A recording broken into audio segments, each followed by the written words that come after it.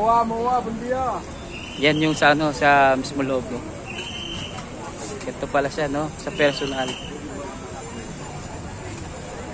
Yan.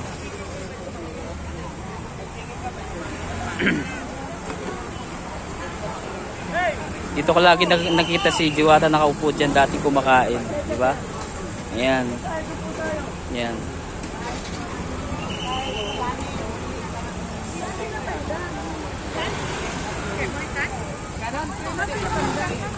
Ganyan pala kalaki yung chicken joy nila, oh. Yan pala yung chicken joy.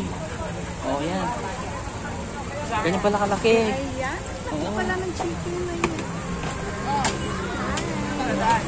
Ganyan pala kalaki yung chicken joy niya, oh. At diba? Ganito pala, wala masyadong tao ngayon. Mamalis. No? Wala masyado. Oo, walang tao masyado. At saka, hindi masyadong mai-press, diba? Diba? At least nakapunta na ako dito, guys, after 350 years. Diba?